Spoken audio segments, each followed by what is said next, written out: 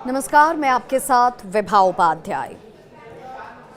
एक कहावत है कि कुंभ में बिछड़ गए हैं क्या, लेकिन वहाँ भी एक आस मौजूद होती है कि जो बिछड़े हैं उनसे मुलाकात हो सकती है। इस उम्मीद के साथ कई लोगों ने कई साल बिता दिए, लेकिन जिनकी ज़िंदगी ही छिन जाए उनके मिलने का आसरा सिर्फ यादों के साथ ही रह जाता है।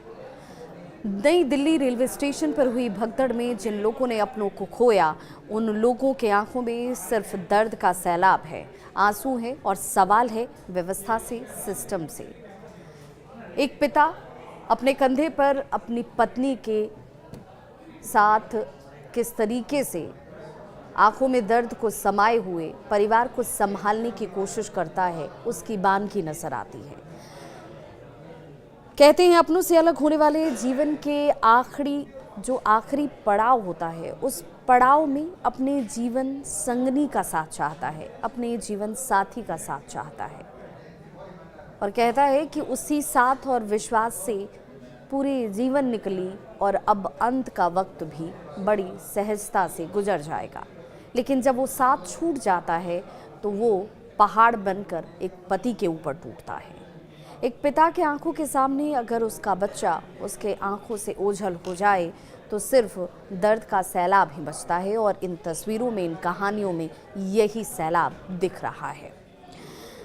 इस वक्त जो अपने आखिरी सफ़र पर निकल चुके हैं, उन्होंने अपने पीछे सिर्फ दर्द, आंसू ही छोड़ा है और लोग उसे याद कर बार बार डबडबाई आंखों से सरकार से सवाल पूछ रहे हैं। एक अर्थी उठाने के लिए 4 कंधों की ज़रूरत लगती है, लेकिन एक ही परिवार से अगर 2-2 अर्थियां उठ रही हों।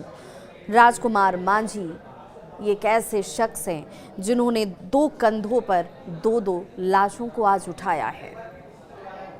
उस शख्स पर क्या बीत रही होगी, इसका अंदाज़ा शायद कोई और ही लगा पाए, क्योंकि इस घर में 2-2 चिराग बुझ गए और इसीलिए राजकुमार मांझी सिर्फ बार बार उस रात को कोसते हैं जब वो अपने परिवार के साथ नई दिल्ली रेलवे स्टेशन पर मौजूद थे। महसूस कीजिए, एक पिता, एक पति अपनी जिंदगी के सबसे बड़े बोझ को उठा रहा है लाश की शक्ल में, और इसीलिए बार बार उसके हाथ डोल जाते हैं, बार बार उसकी ज़बान लड़खड़ा जाती है। दिल्ली हादसे में अपनी पत्नी और बेटी को नवादा का राजकुमार मांझी खो चुका है। खोने के बाद दर्द का आलम ऐसा है कि वो बदहवास हो जाता है। वो सवाल पूछता है सरकारों से, वो सवाल पूछता है व्यवस्था करने वाले लोगों से कि जब आमंत्रण दिया, निमंत्रण दिया तो व्यवस्थाएं सुनिश्चित क्यों नहीं की। बेबस राजकुमार अपनी लाचारी की कहानी बताते भी हैं, सुनाते भी हैं, रोते भी हैं और कहते हैं कि ऐसा और किसी के साथ ना हो। कोई अपने बच्चे को ना खोए, कोई अपनी पत्नी को ना खोए, क्योंकि परिवार के लिए दोनों का होना बहुत ज़रूरी है। राजकुमार मांझी जैसी और कई कहानियां हैं जिन लोगों ने अपनों को खोया है। कुछ खुशनसीब रहे जो आखिरी सांस गिनते गिनते जिंदगी में रह गए, उन्होंने ज़िंदगी उनकी बच जाती है।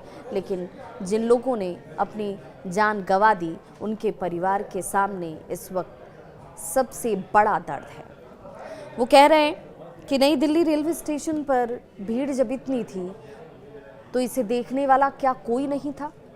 जिस स्टेशन पर जाने के लिए लोगों को प्लेटफॉर्म टिकट लेने पड़ते हैं, जिस स्टेशन पर पहुंचने के लिए लोगों को टिकट खरीदना पड़ता है, वहाँ पर आखिर ये भीड़ कैसे पहुँच गई, ये सवाल, और इस सवाल का जवाब कोई नहीं दे रहा। राजकुमार मांझी सिर्फ यही नहीं कहते हैं, उनका कहना है कि जब हम वहाँ पहुँचे तो वहाँ पर भीड़ बहुत थी। इस भीड़ में हम भी फंसे और हम जैसे और न जाने कितने लोग फंसे। लेकिन मेरे घर के जब 2 चिराग बुझ गए, जब हमारे घर से ही 2 अर्थियाँ उठ गईं, तो ये दर्द मुझे महसूस हो रहा है कि ऐसी घटनाओं में जिनके अपने बिछड़ जाते हैं, जिनके अपने उनसे दूर चले जाते हैं, उन पर क्या बीतती होगी। इसके बाद किसी के साथ ऐसी घटना ना हो, किसी को अपनों को न खोना पड़े, राजकुमार मांझी के सवाल बार बार यहीं पर आकर रुक जाते हैं। व्यवस्थाओं में बदलाव किया गया है। अब स्टेशनों पर सुरक्षा के इंतजाम पहले से ज्यादा पुख्ता किए गए हैं। रेलवे ने अब एहतियात के तौर पर जीआरपी और आरपीएफ को स्टेशनों पर मौजूद कर दिया है और अब काउंटर से प्लेटफॉर्म टिकट की बिक्री को फिलहाल 28 फरवरी तक के लिए बंद कर दिया गया है। लेकिन क्या कोई इस सवाल का जवाब देगा कि ऐसी घटनाएं दोबारा नहीं होंगी? लोगों को अपनी बेटी, पत्नी, माँ, बहन को नहीं खोना होगा? क्या बहन को अपने भाई से जुदा नहीं होना होगा? पत्नी के सामने पति की अर्थी नहीं उठेगी? ये सवाल इसलिए क्योंकि ऐसी घटनाएं जहां पर हजारों करोड़ों लोगों के आस्था की बात हो, वहां पर जुटान होगा ही, लेकिन ऐसे जुटान में सुरक्षा के इंतजाम उस लायक होने चाहिए। इस खबर पर क्या है आपकी राय, बताइएगा ज़रूर। मैं आपकी होस्ट और दोस्त विभा।